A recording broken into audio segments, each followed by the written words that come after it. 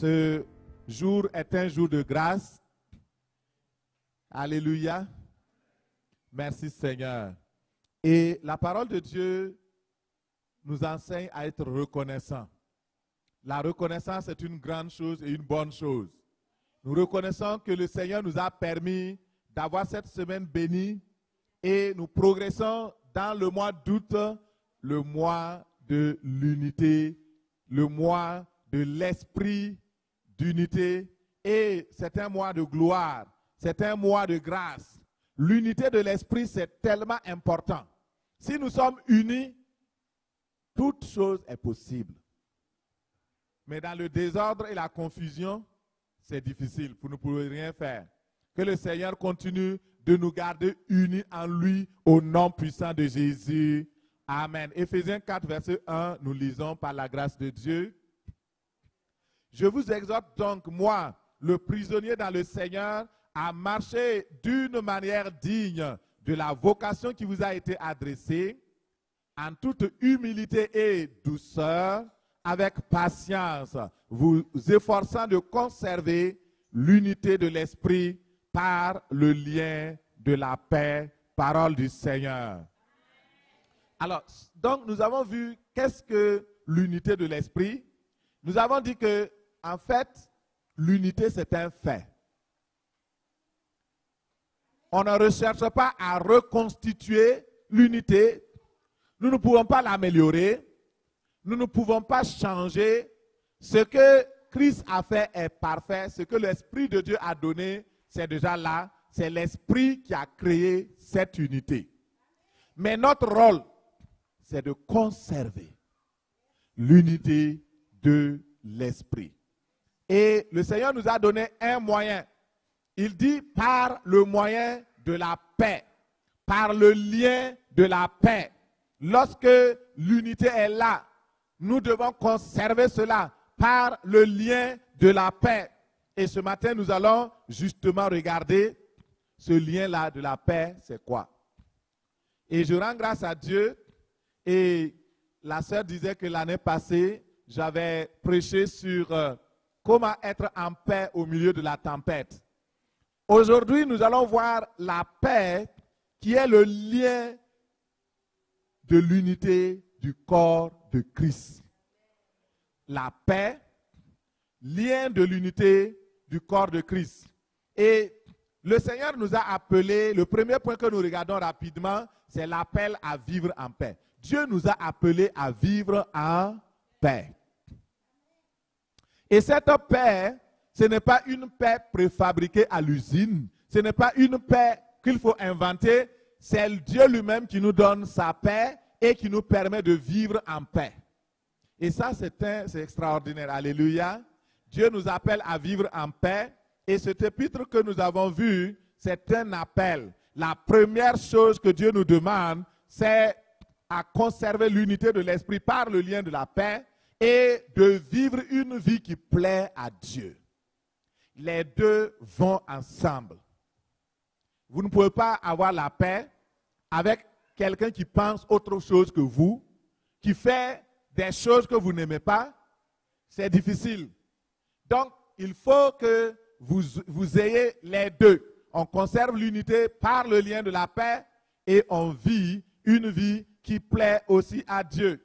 Et sans la paix, il n'y a pas d'unité. Alléluia. Vous pouvez faire un semblant d'unité même s'il n'y a pas d'amour. Il y a des femmes qui sont avec leur mari ou des hommes qui sont avec leur femme et c'est comme des colocataires, des colocatrices ensemble. Et il y a même d'autres, j'ai vu, je dis, ben, nous on vit en colocation. Ils sont mariés, mais la femme a sa chambre, l'homme a sa chambre à part. Ben, il arrive qu'effectivement, on puisse avoir cela s'il y a des raisons de maladie, des raisons, en tout cas, vérifiées, justifiées. Mais non, c'est parce que les deux ne s'entendent pas. Alors, tu vis de ton côté, moi je vis de mon côté. On apporte 50-50 et puis on vit en location pour sauver les meubles. Mais vous savez, les conséquences du manque de paix dans une famille, dans une église, dans un groupe, c'est horrible. C'est les conséquences du manque de paix qui amènent les féminicides. Vous croyez que les gens, une personne peut se lever tuer sa femme pour rien?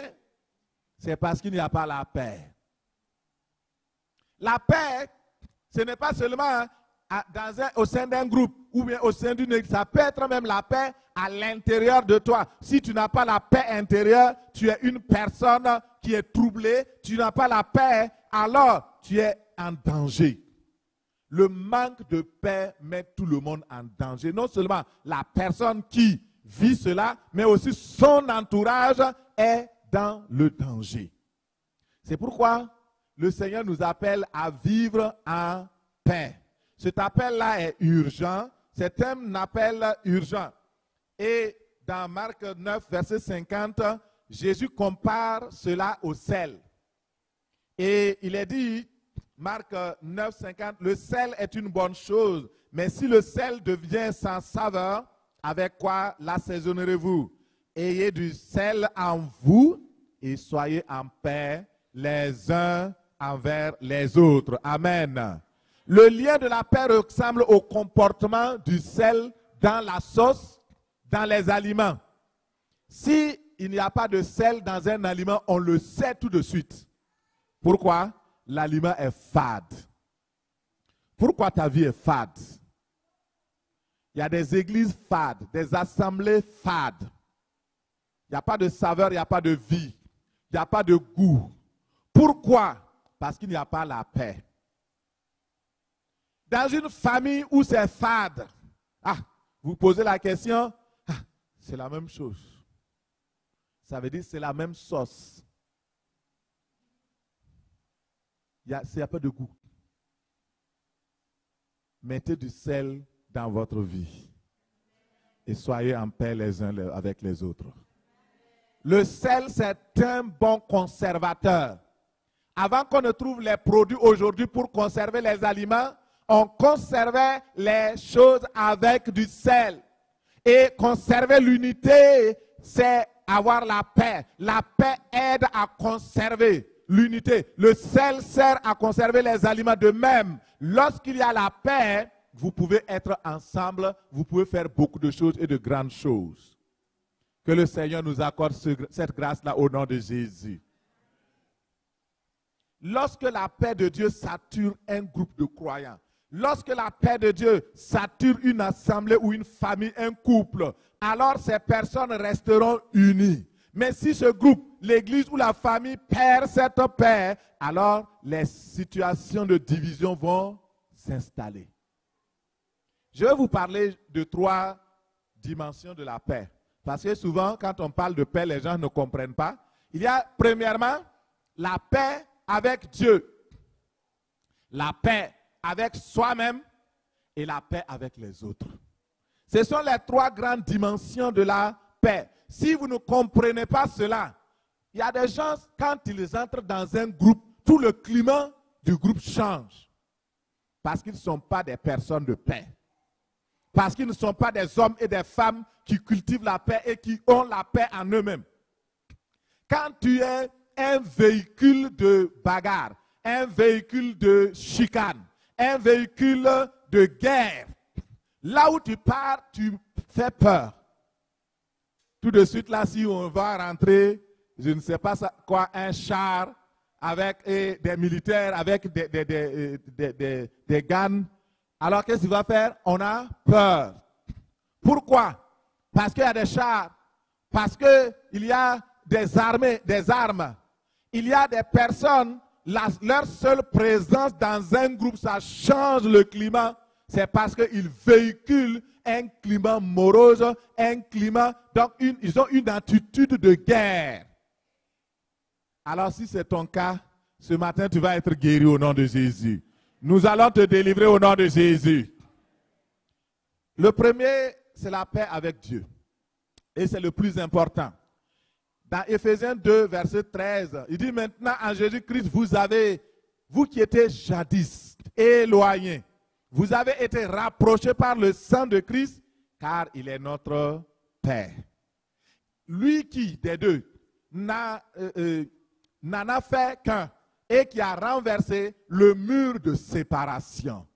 Dieu, à un moment donné, nous étions séparés avec Dieu à cause justement des premiers êtres humains. Vous savez, quand Dieu a créé Adam et Ève, il y avait la paix dans le monde. Alléluia.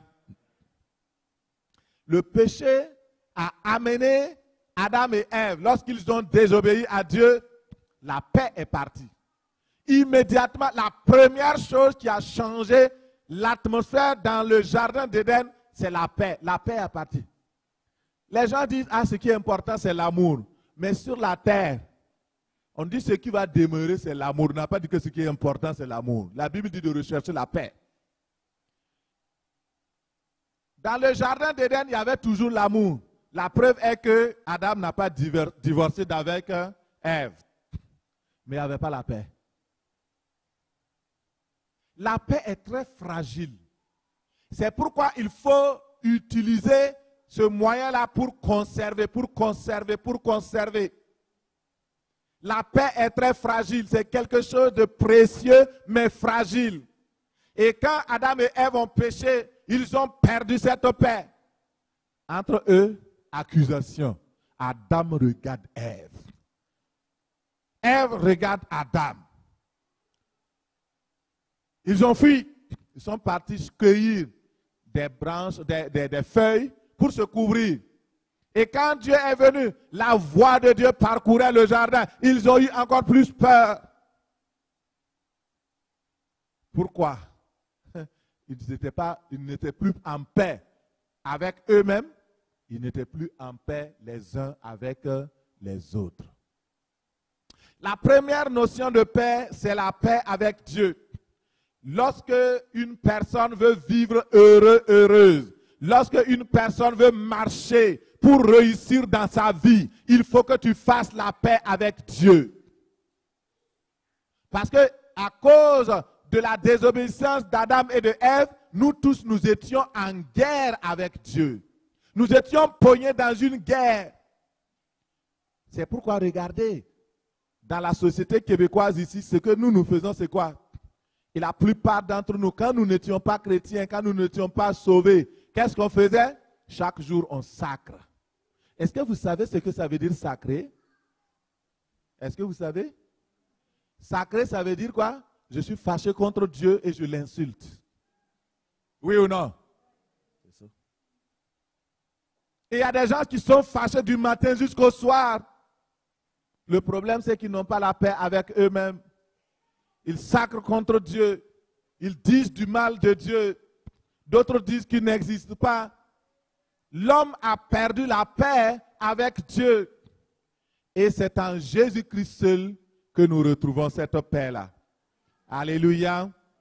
Gloire soit rendue à Dieu. Dieu a décidé souverainement, nous qui étions éloignés, ennemis, il nous a rapprochés. Il a fait la paix avec nous par le sang versé par Jésus-Christ. Et il nous a introduits dans le royaume de son amour. Il nous a réconciliés. Il n'y a plus de conflit entre nous et Dieu. Alléluia. Alléluia. Si tu es toujours en conflit avec Dieu, il faudrait que ce matin-là, tu changes. Parce qu'il est le plus fort. On a vu que la force est à l'Éternel, non? Tu ne pourras pas le vaincre. Et comme tu sais que tu ne pourras pas le vaincre, tu as intérêt à faire la paix avec Dieu. Alléluia. J'ai intérêt et je l'ai fait. J'ai fait la paix avec Dieu. La deuxième dimension de la paix, c'est la paix avec les autres, mon semblable. Et cette paix-là, c'est vraiment important. Mais avant d'aller, vous qui m'écoutez sur Internet et vous tous qui êtes là ce matin, si aujourd'hui vous n'avez pas fait la paix avec Dieu, en recevant Jésus-Christ comme votre Seigneur et Sauveur personnel, il faudrait que vous le fassiez. C'est Jésus qui nous réconcilie avec le Père. Il a payé le prix de son sang pour que nous soyons en paix avec lui. Et il ne faut plus l'ignorer. Tu peux l'inviter dans ta vie. Jésus est le prince de paix. Et lorsqu'il vient dans un cœur, il déverse sa paix, il déverse sa joie, il déverse la vie. Et le châtiment qui devait tomber sur toi sera enlevé au nom de Jésus. Jésus est la paix. Et je t'invite à faire la paix avec Dieu dans ton cœur. Donne ta vie à Jésus. Et lorsque tu lui donnes ta vie, la paix va venir s'installer. Et cette paix sera permanente au nom de Jésus. La deuxième, c'est la paix personnelle, la paix intérieure. Je vais faire une petite parenthèse pour dire que ce dont nous parlons, ce n'est pas la paix intérieure que donne le yoga. Ce n'est pas la paix intérieure que donne le Reiki. Ce n'est pas la paix intérieure que donne le New Age. Nous parlons de la paix intérieure que Jésus donne. Il a dit à ses disciples que votre cœur ne se trouble point. Croyez en moi et croyez en Dieu. Car vous aurez des tribulations dans ce monde. Mais prenez courage parce que j'ai vaincu le monde. Et cette paix que Jésus donne n'a rien à voir avec les circonstances, n'a rien à voir avec les événements. Cette paix est une paix permanente. Tu sais que tu es en paix. Tout autour de toi peut vraiment être difficile, des situations délicates, mais la paix que tu as dans ton cœur, c'est une paix extraordinaire. Alléluia. Alléluia. Merci Seigneur. Et, frères et sœurs, la paix personnelle, dans Jean 14, 17 et 27, il dit, je vous laisse la paix, je vous donne ma paix. Je ne vous la donne pas comme le monde donne. Que votre cœur ne se trouble point et ne s'alarme point. Lorsque Jésus vient dans un cœur, le calme, la sérénité, la tranquillité, l'assurance. Lorsque une personne n'a pas la paix intérieure, la personne est en danger. Le stress est là. Il y a des gens qui se lèvent la nuit en sursaut. Il y a des gens qui, avant de rentrer dans une chambre, ils vont vérifier. La peur est là. Ça veut dire que tu n'as pas la paix avec toi-même. Tu es une personne divisée. Et si tu n'as pas la paix avec toi-même, pourquoi les gens se suicident? Parce qu'ils n'ont pas la paix avec eux-mêmes. Une personne qui n'a pas la paix de Jésus-Christ à l'intérieur de son cœur, il est en danger permanent. Il met sa vie en danger, il met aussi la vie des autres en danger. C'est pourquoi Jésus pouvait dire aux gens, venez à moi, vous tous qui êtes fatigués et chargés, vous qui n'avez pas la paix, venez, je vous donne ma paix, je vous laisse ma paix. Prenez mon joug sur vous, mettez en pratique mes instructions et vous aurez le repos pour vos âmes. La paix est en Christ. La véritable paix. La véritable paix, ce n'est pas quand tu as fait tes exercices de ceci ou cela. La véritable paix, c'est quand ton cœur est connecté au prince de la paix. Jésus-Christ qui te donne sa paix. Et aujourd'hui, si tu n'as pas la paix, Jésus-Christ t'invite. Ouvre ton cœur. Le Seigneur veut te donner une paix pure, une paix profonde, une paix qui te permet de vivre dans la victoire chaque jour. L'inquiétude, l'angoisse, la dépression seront remplacées par la paix et l'assurance du Seigneur. La bénédiction et la prospérité viendront dans ton cœur au nom de Jésus. Amen.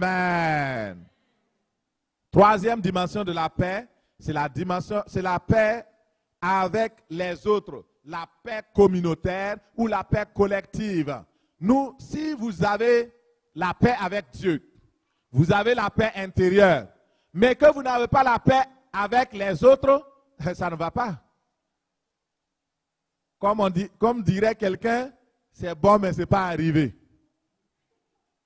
Vous devez avoir la paix avec Dieu, la paix avec vous-même, mais aussi la paix avec les autres.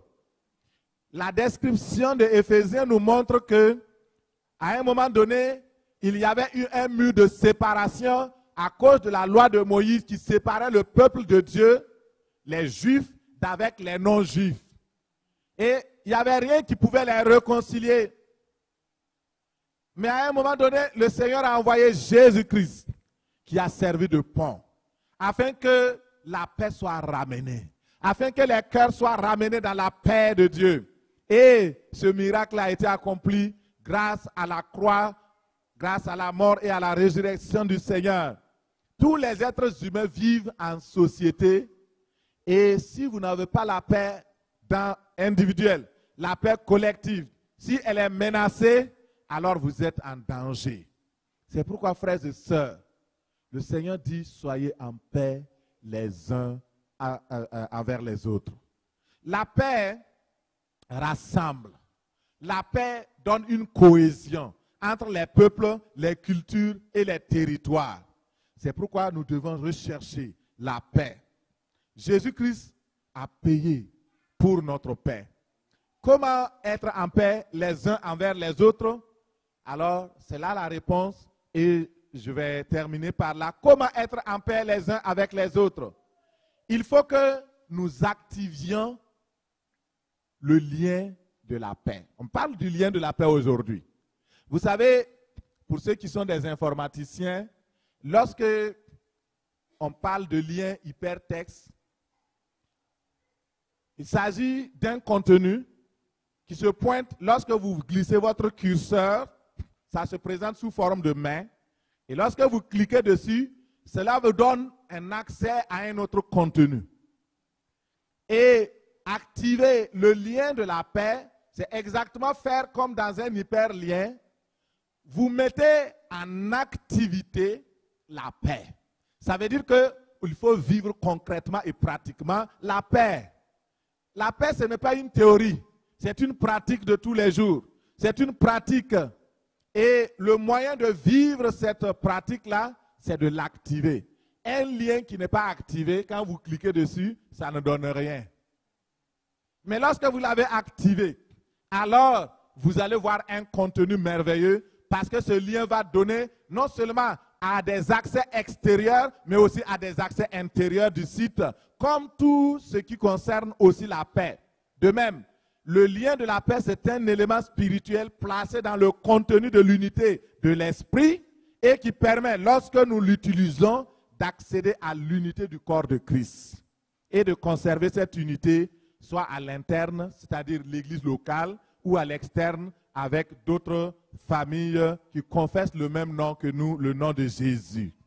Alléluia. L'unité de l'esprit, c'est la responsabilité de Dieu. La conservation de l'unité de l'esprit, c'est la responsabilité individuelle et collective, c'est la responsabilité de l'assemblée. Ce n'est pas la responsabilité du pasteur seul. Ce n'est pas la responsabilité du diacre seul. C'est tous notre responsabilité. Nous allons regarder quelques éléments rapides pour pouvoir activer justement ce lien de la paix. Ce lien de la paix. Et regardons, premièrement, si vous voulez une paix dans votre foyer, dans votre famille, dans l'église, il faut travailler continuellement à la paix. Dans le monde, on dit, si tu veux la paix, prépare la guerre. Laissez les enfants, concentrez-vous sur la parole et laissez les enfants. Les enfants ont le droit de faire tout ce qu'ils veulent dans l'église. Laissez-les. Et travailler continuellement pour la paix, ça veut dire quoi? Ça veut dire que j'ai la paix. Mettons, on va prendre quelque chose de concret parce que souvent on va chercher ailleurs. Mettons les deux couples qui sont là, ils ont été mariés et on les a bénis, leur mariage s'est célébré, nanana, tout ça c'est beau. Et maintenant, ils sont partis maintenant à la maison. Personne n'est là encore. Ils sont issus de deux éducations, de deux cultures. Ce ne sont pas les mêmes personnes et ils apprennent à se découvrir. C'est en ce moment-là qu'on va voir les vraies choses.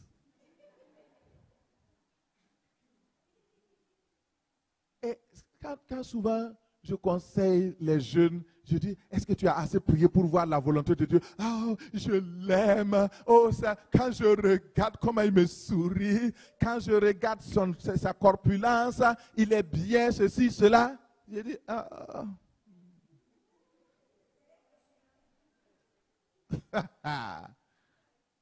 Écoutez, la première chose que le diable menace dans une famille, c'est la paix. Ce n'est pas l'amour, il sait que ça, vous l'avez déjà. Mais la paix d'abord. Parce que quand la paix est déchirée, l'amour s'envoie vite par la fenêtre. Cherche même pas la porte. Quand ça commence, je ne savais pas que tu étais comme ça. Quelle paix. Alléluia. Je croyais que votre église était mieux que ça. Si c'est comme ça, même je m'en vais. Il y a un frère qui m'a appelé, ça fait environ 2 semaines. Il dit, depuis le premier jour que je suis venu dans ton église, je dis, ça ne donne pas bien. Je dis, est-ce que j'entends bien? Oui, je dis bien.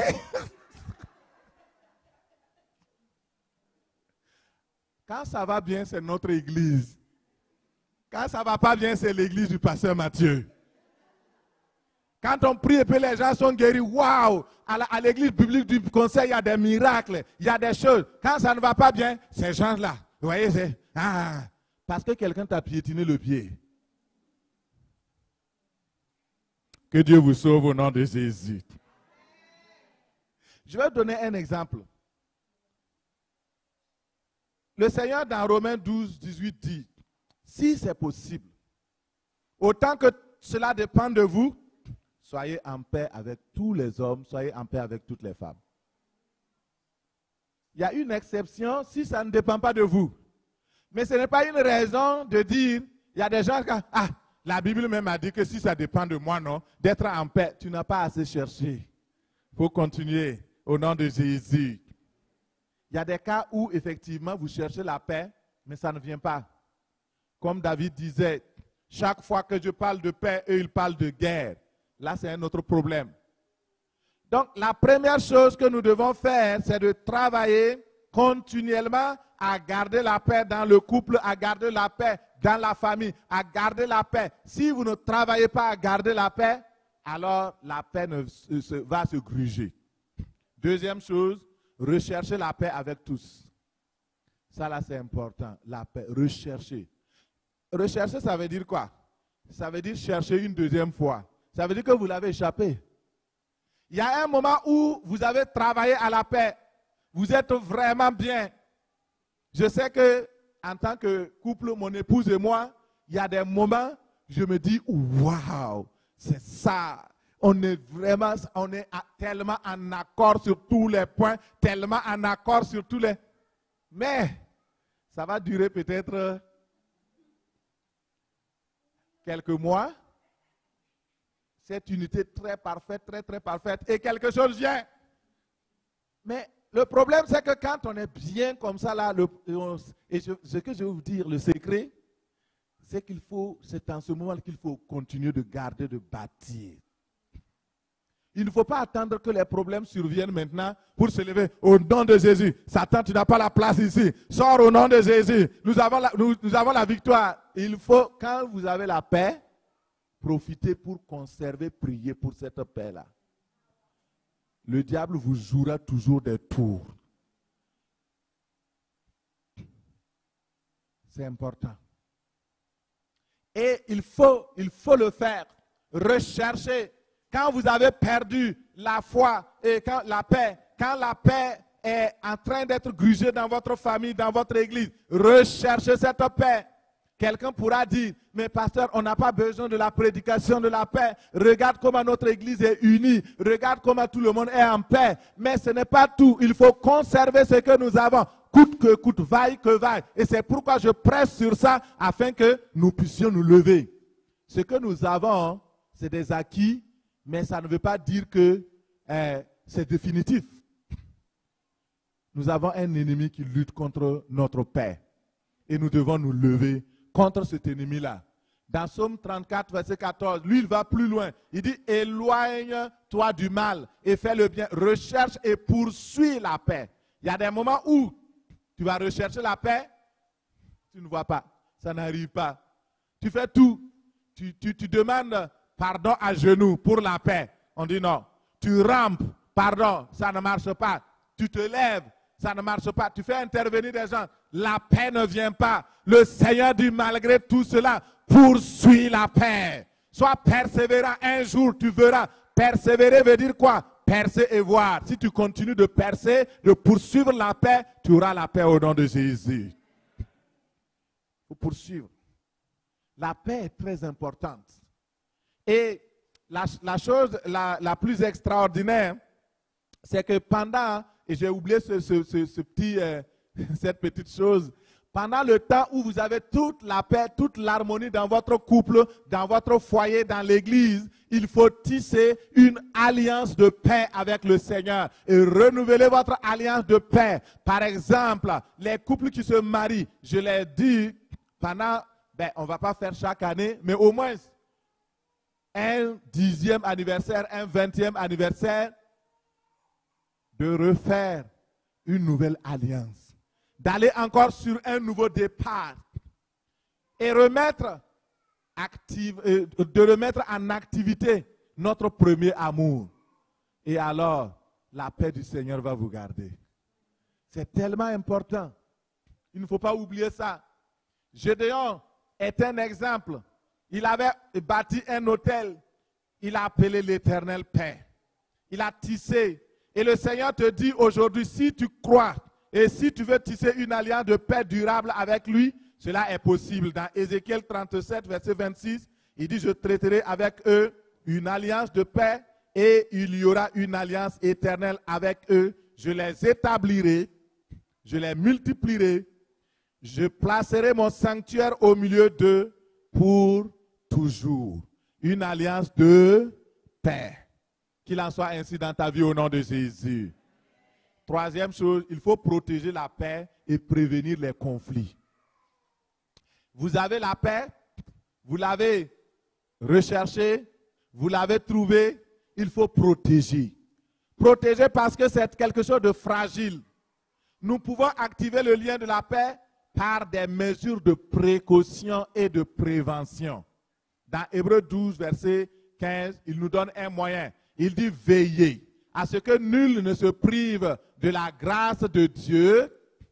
Veillez à ce que aucune racine d'amertume poussant des rejetons ne produise des troubles et que beaucoup en soient infectés.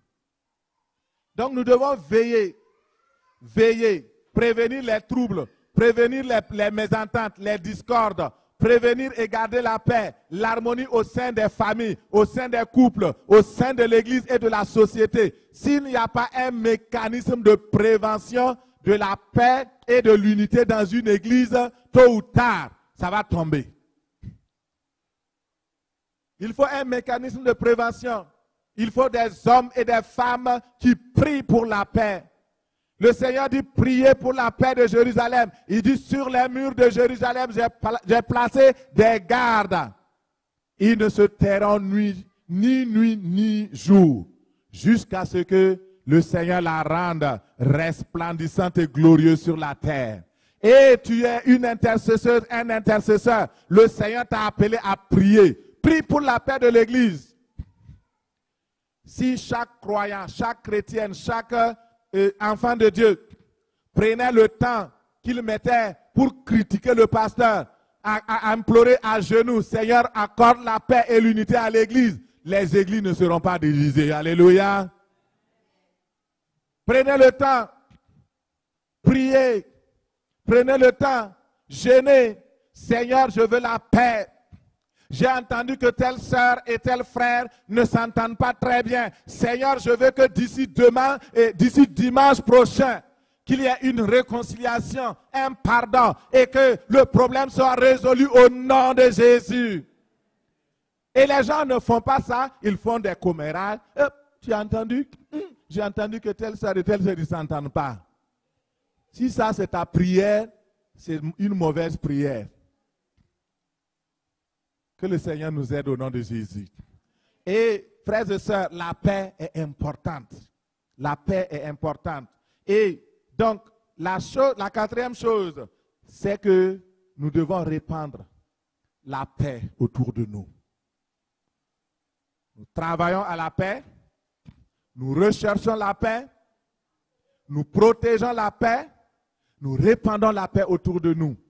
Et dans Matthieu 5, verset 9, il dit « Heureux ceux qui procurent la paix, car ils seront appelés fils et filles de Dieu. » Vous voulez être appelé fils de Dieu? Tout le monde n'est pas fils de Dieu, mais si vous voulez véritablement être appelé fils de Dieu et fille de Dieu, il faut répandre la paix. Si vous êtes une femme de paix, vous êtes un enfant de Dieu. Si vous êtes un arsenal de guerre et de conflits et de dissensions et de critiques et de diffamations, vous êtes un ennemi de Dieu, vous êtes un fils de Satan, vous ne pouvez pas être en paix avec les hommes, vous êtes un enfant perdu. Les enfants de Dieu, les fils de Dieu, ce sont ceux qui procurent la paix. Et il y a une bénédiction qui est ajoutée, il dit heureux. Ceux qui procurent la paix sont heureux. Celles qui procurent la paix sont heureuses. La bénédiction accompagne les personnes qui sèment la paix. Et vous savez, le meilleur moyen de semer la paix, c'est quoi? C'est d'aller évangéliser. La Bible dit qu'ils sont beaux, les pieds de ceux qui amènent la bonne nouvelle. Qui disent à Israël, qui disent à Jérusalem, tu seras sauvé. Qui disent aux habitants de la terre, voici ton règne, ton roi vient. Ceux qui apportent la paix dans le cœur des uns et des autres. Quand quelqu'un est sauvé, ça veut dire que le Dieu de paix est venu s'installer dans sa vie. Vous avez aidé cette personne et vous avez répandu la paix dans son cœur. C'est important. Procurez la paix. Vous êtes un enfant de Dieu. La paix est toujours associée au bonheur. Et que le bonheur vous accompagne ce matin au nom de Jésus. Finalement, soyez sensibles à la paix. Il y a des gens qui ne sont pas sensibles à la paix. Ils sont sensibles seulement au conflit. Mais lorsque vous avez la paix, rendez grâce à Dieu pour la paix. Lorsque votre cœur reçoit la paix de Dieu, la sensibilité à la paix amène une cohérence et une cohésion et apporte l'unité consistante dans le corps de Christ. Parce que cela procède de la volonté que chacun a de travailler à l'unité et à la paix et de résister aux conflits intérieurs et extérieurs. Dans le Cantique 2, verset 15, c'est notre dernier passage, il dit, prenez-nous les renards, les petits renards qui ravagent les vignes, car nos vignes sont en fleurs. Ce qui sape la paix dans un couple, dans un foyer, ce n'est pas les grandes choses. Ce qui amène les divisions et les conflits dans une église, ce n'est pas de grandes choses. C'est des petits renards. Des petites choses. Lorsque dans une famille, les vignes sont en fleurs, les renards sortent et ils viennent détruire. Je sais que nous avons un petit jardin donc sur le chemin du sanctuaire. Et quand on l'avait fait, on l'avait laissé comme ça. Mais les bambis avaient commencé à venir pour détruire. On a fait une clôture pour empêcher les bambis. Et mais il y avait des animaux plus petits, comme les renards, comme les choses qui venaient quand même. Et on a mis des pièges pour les attraper. Frères et sœurs, Il faut travailler ainsi à la paix. Si vous voulez la paix de votre jardin, si vous voulez que le bonheur vienne dans ta vie, dans ta maison, si tu veux la paix intérieure, il faut travailler contre les petits renards. Les petits renards, c'est souvent ce que vous appelez petits mensonges. C'est souvent ce que vous appelez manque de pardon. Ah, je ne pense pas que ça soit très chose. Et hier soir, je suis parti au jardin et j'ai cueilli des tomates, j'ai cueilli des poivrons, j'ai cueilli des piments, j'ai cueilli en tout cas pas mal d'affaires. Et j'avais oublié d'amener un sac pour mettre donc la tomate et puis tout ce que j'ai cueilli, et il y en avait beaucoup. J'ai trouvé un jardinier qui avait amené un sac de poubelle et j'ai pris ça. Ben, il n'y avait personne. Et je dis, Seigneur, certainement c'est un vol. Je ne lui ai pas demandé. Je ne connais même pas qui. Mais comment je fais? Et pendant tout le parcours, le Seigneur me dit, il faut aller verser ça dans le véhicule et ramène le sac à sa place. Parce que demain, tu vas parler sur la paix et tu n'auras pas la paix tant que tu n'as pas remis ce petit sac-là. Alléluia! Souvent, ce n'est pas de grandes choses. J'ai fait un trajet, je suis parti dans mon véhicule, j'ai versé le tout et je suis reparti sur mes pas. Je suis parti, j'ai bien plié, bien rangé et bien déposé. Je dis, Seigneur, demain, je peux prêcher en regardant chacun dans les yeux. Alléluia. Accordez-vous avec votre épouse sur les moindres choses, sur les grandes choses, les petites choses. Les petits renards détruisent les vignes, détruisent les vies. Soyez en paix. On va se lever. Alors, on a donc la présentation des enfants et les anniversaires. Il nous reste quand même 10 minutes. On va l'exploiter à fond. Alléluia. Il nous reste un quart d'heure plutôt. Amen. Merci Seigneur. Les petits renards. Regarde, surveille ton langage. Est-ce que tu as un langage de paix? Ce qui sort de ta bouche, est-ce que ça procure la paix? Les salutations même. Bonjour. Ou même sans salutation. Tu passes.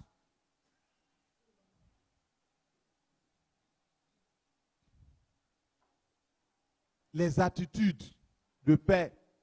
Tu vois une personne, tu l'ignores. C'est grave. Ton frère et ta soeur. Ça ne procure pas la paix. Il faut prévenir les conflits. Il faut être proactif et protéger le couple des éléments nuisibles, l'église des éléments nuisibles. Si une personne vient pour troubler la paix, vous devez avoir des détecteurs d'éléments de nuisance et les arrêter au nom de Jésus. Merci Seigneur. Alléluia. Je prie pour vous. Alors, on va rendre grâce d'abord à Dieu pour la paix qu'il nous a accordée, la paix individuelle, la paix avec Dieu et la paix les uns avec les autres. Prie et dis merci au Seigneur au nom de Jésus. Merci Père parce que tu es le Dieu de paix. Merci parce que tu nous as appelés à la paix. Merci parce que tu as dit que oui, nous pouvons vivre dans la paix les uns avec les autres. Et nous te bénissons. Merci encore pour tout ce que tu as fait, Seigneur. Que toute la gloire soit à toi. Dans le nom de Jésus. Béni soit ton nom. Au nom de Jésus. Amen. Amen. Dans Lévitique 26, verset 6, il est écrit, « Je mettrai la paix dans ton pays. » Dis Amen. Personne ne troublera ton sommeil. Je ferai disparaître du pays les bêtes sauvages. L'épée ne passera pas dans ton pays. Et je prie ce matin que l'Éternel tourne sa face vers toi et qu'il t'accorde sa paix. Le Seigneur dit, tu as la paix parce que tu es un enfant de Dieu. La paix t'appartient. La paix de Jésus-Christ qui surpasse toute intelligence gardera ton cœur et tes pensées en Jésus-Christ. Que le Dieu de paix vous donne lui-même sa paix en tout temps au nom de Jésus. Que le Seigneur de paix vous donne lui-même sa paix en tout lieu au nom de Jésus. Que le Seigneur de paix vous donne lui-même sa paix de toute manière au nom de Jésus. Que la paix, le Dieu de paix, soit avec vous dans vos activités, dans votre travail, à la maison, partout où vous irez. Et que le Dieu de paix écrase Satan sous vos pieds au nom de Jésus. Je prie que l'esprit de paix te garde des méchants, des hommes iniques qui parlent de paix à leur prochain, mais qui dans leur cœur ont la malice et la guerre. Leur bouche parle de paix, mais dans leur cœur, ils ont des pièges. Que le Seigneur te garde de ces méchants au nom de Jésus. Que le Seigneur garde ta famille des méchants au nom de Jésus. Que l'Éternel ouvre pour toi une source abondante de paix au nom de Jésus. Que la paix soit dans tes murs et que tu sois tranquille dans tes palais au nom de Jésus. Que le Seigneur Jésus-Christ t'éclaire et t'accorde d'abondante paix, le chemin de paix, que tu marches sur le chemin de la paix au nom de Jésus. Que la paix de Dieu soit sur ta maison, sur tes enfants, sur ton mari, sur ta famille, sur tes projets, sur tes finances au nom de Jésus. Que le Seigneur de paix, Jésus-Christ, te donne de vivre et de jouir d'une paix profonde et puissante par la grâce et la vertu du Saint-Esprit. Amen. Amen. Amen. Amen.